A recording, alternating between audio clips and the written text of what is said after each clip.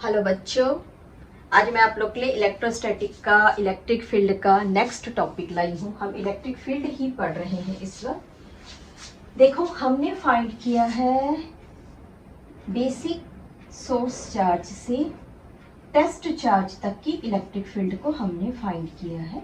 ठीक है, हमारा आंसर था इलेक्ट्रिक फील्ड की जो इंटेंसिटी है, जो सोर्स चार्ज जनरेट कर रहा है, वो इन दोनों के बीच में अप्लाइड फोर्स है, इलेक्ट्रिक फोर्स, और इस सोर्स चार्ज के मल्टीप्लाइड में है। ठीक है, क्या बोल सकते हैं हम, इलेक्ट्रिक फील्ड जो था हमारा इस टेस्ट चार्ज से इस टेस्ट चार्ज का प्रोडक्ट है जो एक फोर्स जनरेट करता है, ये भी बोल सकते हैं। ओवरऑल हमारा फॉर्मूला ये था। डन। हमने क्या फाइंड किया था बच्चों, हमने फाइंड किया था एक चार्ज। ये तो हो गया हमारा इलेक्ट्रिक फील्ड। फिर अभी हम क्या पढ़ रहे हैं, अभी हम ये पढ़ रहे हैं बच्चों कि अगर इस कोऑर्डिनेट्स में इस कोऑर्डिनेट में मल्टी चार्जेस हैं, ठीक है, फिलहाल 3 ही लेते हैं। अगर इस कोऑर्डिनेट में मल्टी चार्जेस है Q1, Q2 एंड Qn, ठीक, अगर आपके इस कोऑर्डिनेट में मल्टी चार्जेस है तो इनकी वजह से जो इंटेंसिटी डेवलप होनी है, इनकी वजह से जो एक इलेक्ट्रिक फील्ड जनरेट होना है, उसका हमको रेट करना है। और हम इसके लिए जाते हैं बच्चों हमारे सुपरपोजिशन लॉ पे।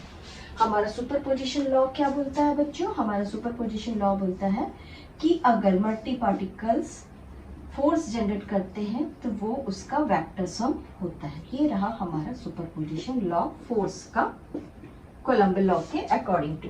इस समय क्योंकि हम इलेक्ट्रिक फील्ड इंटेंसिटी पढ़ रहे हैं, तो इलेक्ट्रिक फील्ड इंटेंसिटी में हमारा टोटल इंटेंसिटी जो 3 चार्जेस मल्टी चार्जेस मिलकर जनरेट करेंगे वो क्या होना चाहिए, तो नेचुरली वो भी उसका वेक्टर सम ही होगा। यही हमको पढ़ना है, यही हमको पढ़ना है। ठीक, हमारा आज का क्वेश्चन क्या है बताइए। हमारा क्वेश्चन आज का ये है, electric field intensity due to multi charges और N charges. Right our question, electric field intensity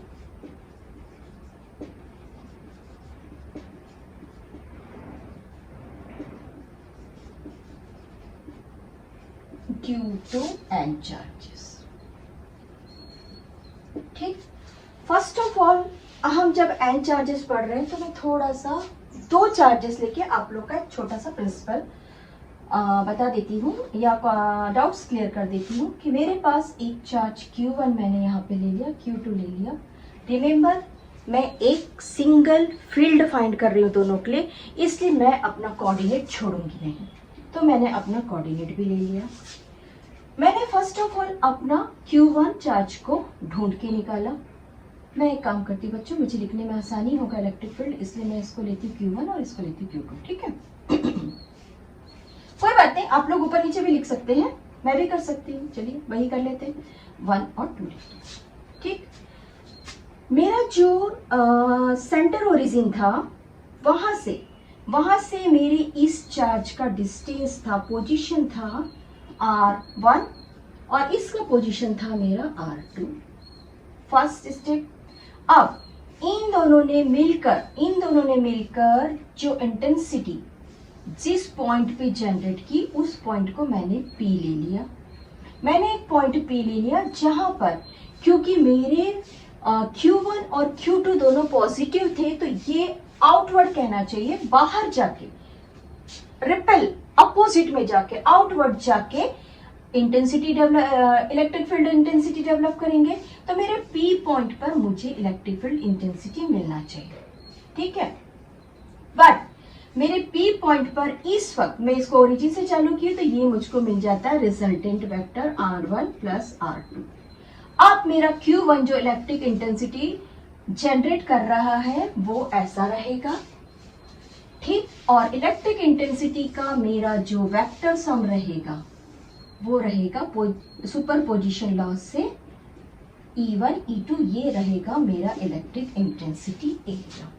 ठीक है, आप लोगों को समझ में आ रहा है। यहाँ पर मेरा E1 है और यहाँ पर मेरा E2 है। Q1 ने E1 जनरेट किया और Q2 ने E2 फील्ड जनरेट किया। मैंने उसे कैलकुलेशन करने के लिए पॉइंट P पर अपना एक टेस्ट चार्ज Q0 रख दिया। आइए यहां से चालू करते हैं। पहला पॉइंट हम क्या लिखेंगे, कंसीडर, क्या कंसीडर करना, the two charges, consider the 2 point charges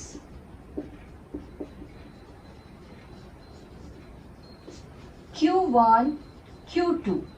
इस 2 को हटा दीजिए, write down n point charges Q1 Q2 and Qn।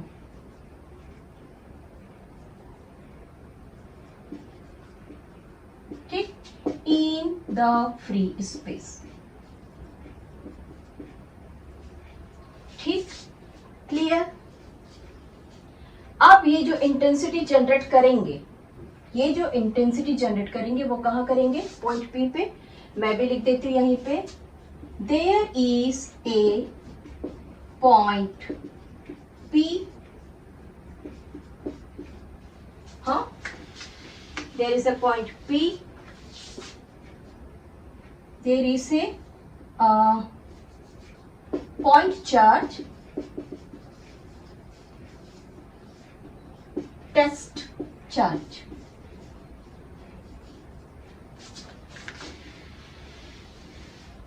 Q0 at point P। ठीक, ये रहा पॉइंट P। ठीक, ये रहा हमारा R1 R2 पोजीशन वेक्टर। तो मैं इसको लिख देती हूँ R1 R2 पोजीशन वेक्टर, जो कि ओरिजिन O से स्टार्ट हो रहा है। ठीक, second, from origin O to Q1 the position vector is R1, this is R1। Second पे आ जाइए, एंड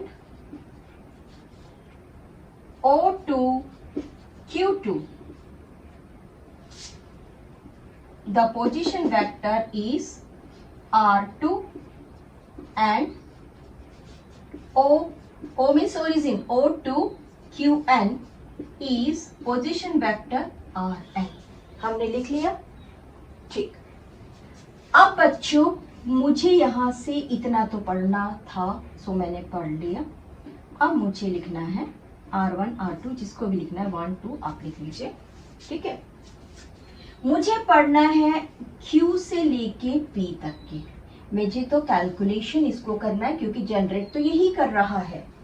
तो अब मैं क्या लिखूंगी बच्चों, the position vector from Q1 to P, the position vector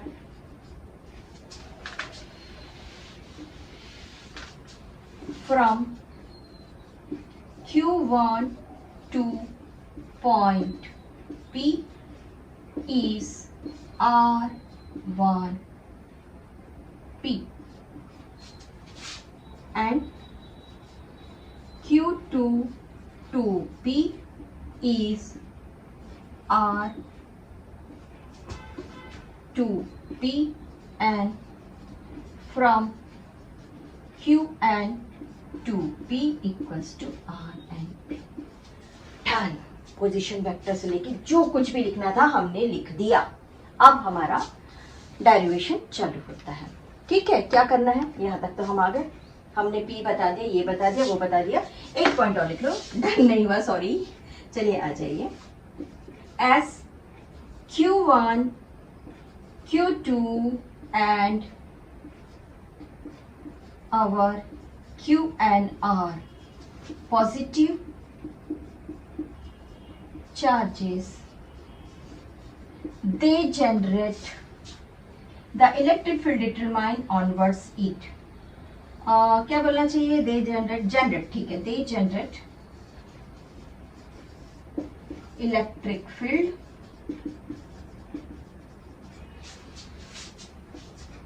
outwards from them, अपने से दूर ही जनरेट करेंगे, अपोजिट डायरेक्शन में जनरेट करेंगे। ओवर, यहां तक के हमने लिख लिया। चलिए लिख लिया आप लोगों ने, लिखिए इसे। I am erasing it. मैंने क्वेश्चन भी मिटा दिया है बच्चों, क्योंकि मुझे अभी थोड़ा सा स्पेस चाहिए था यहाँ पर पढ़ने के लिए। अब मैं आ जाती हूँ according to Coulomb law. According to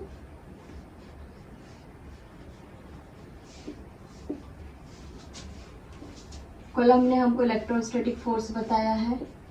मैं डायरेक्ट इसे वेक्टर फॉर्म में ही लिख रही हूँ बच्चों, ठीक है। 1/4 pi epsilon not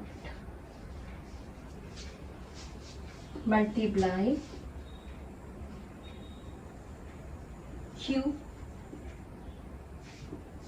Q upon distance square upon vectors, unit vector, ठीक है। अब देखो मैं इसे कर रही हूं Q1 चार्ज के लिए, ठीक। मैं इसे Q1 चार्ज के लिए पढ़ रही हूँ और मैंने P पॉइंट पे किसको रखा है बच्चों, मैंने इसे P पॉइंट पे 0 चार्ज को रखा है। तो जब मैं इसे Q के लिए पढ़ रही हूँ तो फोर्स मेरा Q1 जनरेट करेगा, तो मैं इसका नाम रख देती हूँ generated by this charge from this charge to this charge. याद आ गया, हमने 2 पॉइंट चार्जेस लिए थे, इसको हमने रखा है Q1 और इसको रखा है हमने Q0, ठीक है। इसको लिख दीजिए। अब Q1 से लेके मैंने P तक के पोजीशन वेक्टर लिखा था, तो मैं इसको कर देती हूँ 1P, ये ठीक है। और इसको भी कर देती हूँ मैं 1P, जो 1 की वजह से जनरेट हुआ है। नाउ इसको करने के बाद अब मैं आपको फोर्स और हम क्योंकि इलेक्ट्रिक फील्ड इंटेंसिटी पढ़ रहे हैं, तो मैं आप लोग को इलेक्ट्रिक फोर्स और इंटेंसिटी के बीच का रिलेशन बताती हूँ। E intensity is the force divided by the test charge. ये टेस्ट चार्ज है, क्योंकि ये हमारा सोर्स चार्ज जनरेट किया है, ये उसकी इंटेंसिटी है। ये सोर्स चार्ज से जनरेट की हुई इंटेंसिटी है जो Q1 के लिए है, और यहाँ पर अप्लाइड फोर्स F है। क्लियर, हम फैक्टर फॉर्म में पढ़ रहे हैं। अब मैं अपने फोर्स की वैल्यू को यहाँ पे रख देती हूँ। मैं अपने इस फॉर्मूला को उठा के इस वाली जगह पे रख देती हूँ। इसको लिख दीजिए 1 and 2, ठीक है। ये अकॉर्डिंग टू कोलम्ब लॉ है और ये है इलेक्ट्रिक फील्ड इंटेंसिटी, या इसको लिख दीजिए इलेक्ट्रिक फील्ड इंटेंसिटी।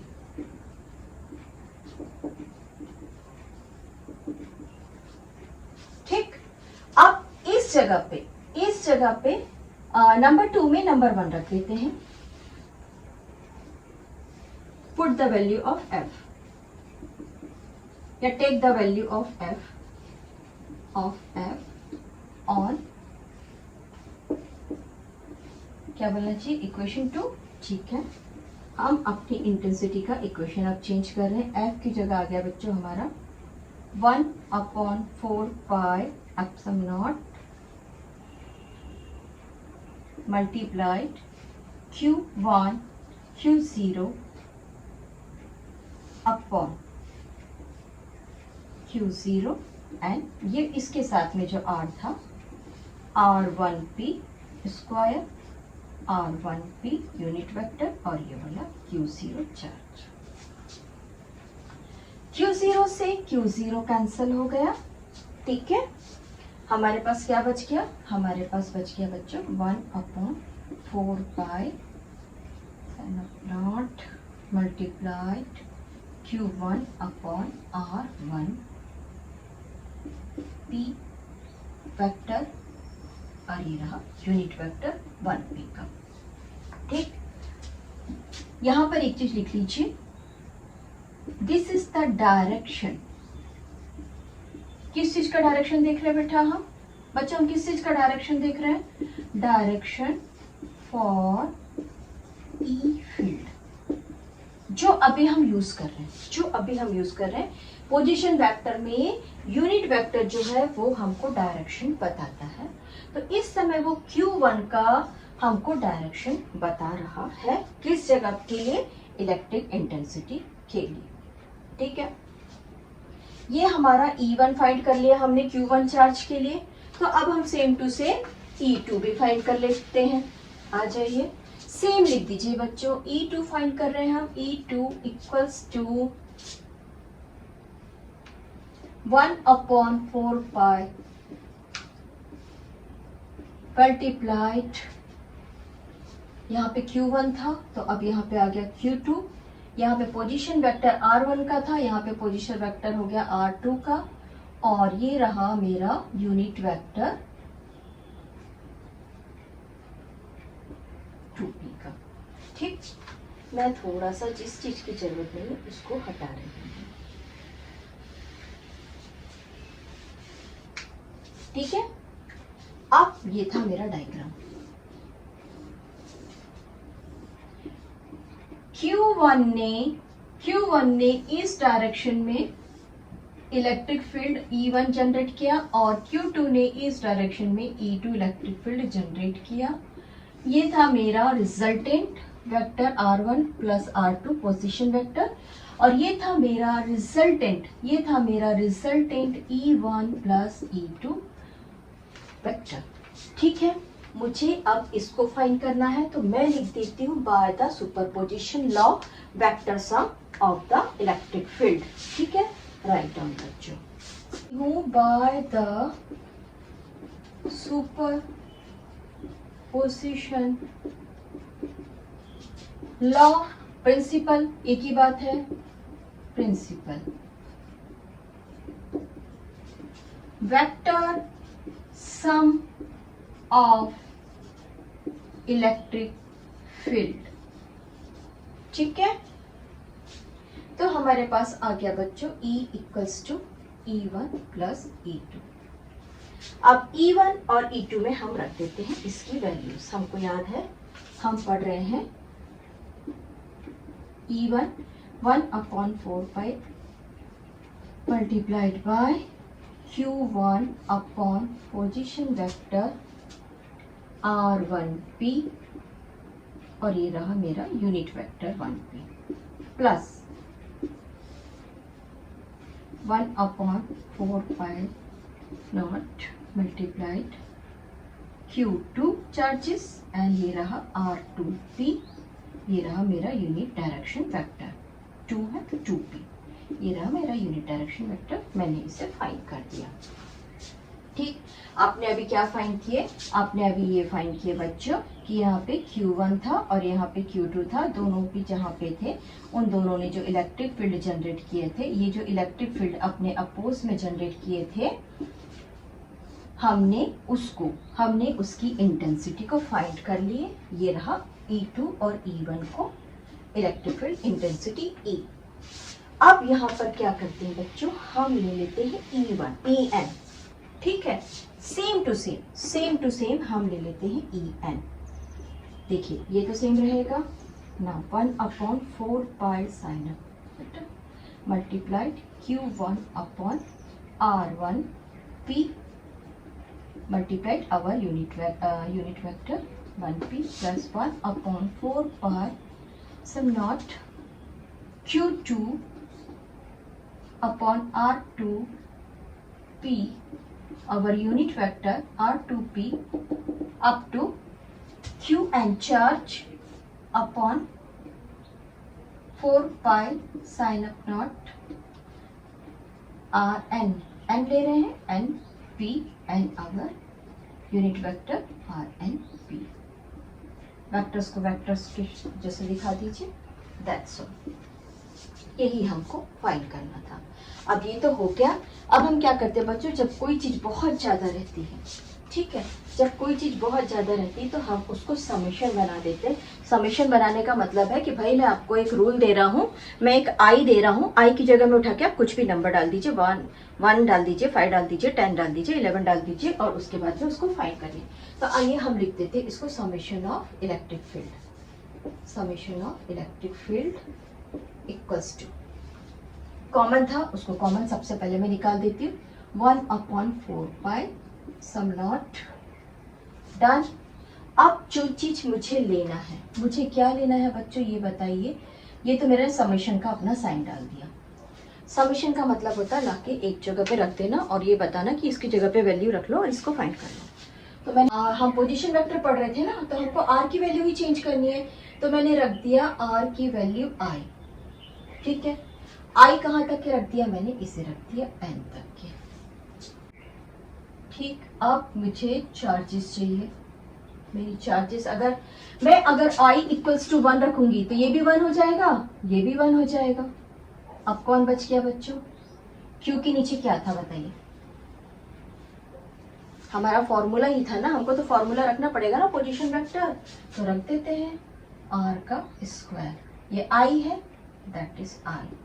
अब हमारा यूनिट वेक्टर कौन है बच्चों, i होना चाहिए। Direction vector that is our summation form, और इसको अब आप लोग लिख लीजिए। ये रहा हमारा समेशन में फॉर्म। अब हम इसको फटाक से डायग्राम के इसमें कर लेते हैं बच्चों। देखो ये था हमारा कोऑर्डिनेट, ये था हमारा Q1, ये था हमारा Q2 और ये रहा हमारा पॉइंट P। हमने यहाँ पर जो रिजल्टेंट था वो हमारा पोजीशन वेक्टर था, और यहाँ पर जो रिजल्टेंट था वो हमारा E1 और E2 के कारण जनरेट हुआ एक इलेक्ट्रिक फील्ड था, that is E1 plus E2, और ये E इलेक्ट्रिक फील्ड जनरेट हुआ। ठीक, मुझे ये अभी नहीं चाहिए।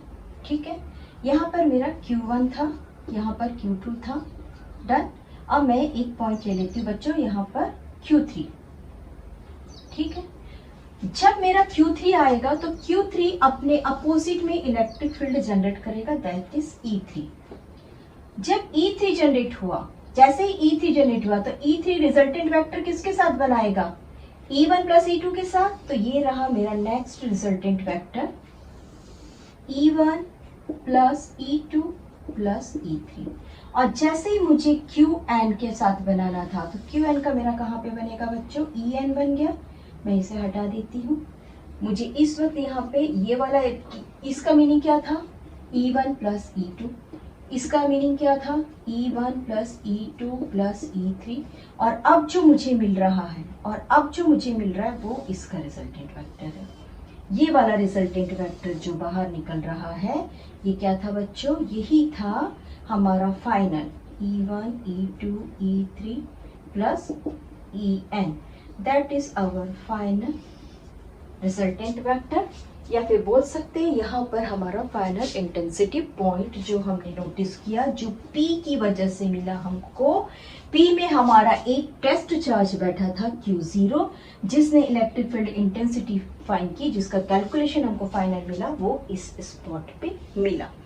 हर बार जब जो दो वेक्टर दो अलग डायरेक्शन में जाते हैं, ठीक है, दोनों अलग अलग डायरेक्शन में जा रहे हैं और ट्रायंगल लॉ नहीं बन रहा है वहां पर, तो हमको पैरेललोग्राम के रूल से रिजल्टेंट वेक्टर ही फाइंड करना है, और हम उसी प्रोसेस से इसको फाइंड किए हैं। ये रहा आप लोगों का डायग्राम, भूलना नहीं है। इसका जो ओरिजिन वेक्टर है बच्चों, ओरिजिन यहाँ पे था, ओरिजिन यहाँ पर था, और जो हम लोगों ने डिस्प्लेसमेंट वेक्टर फाइंड किए थे, पोजीशन वेक्टर बोलना चाहिए, वो हमारा R1P था, और यहाँ पर सेम टू सेम R1P था। और जब इसके लिए फाइंड करते, हम इसके लिए फाइंड करते, तो हो जाता ऐसा। ठीक है, ये हो जाता ऐसा। Have a nice day.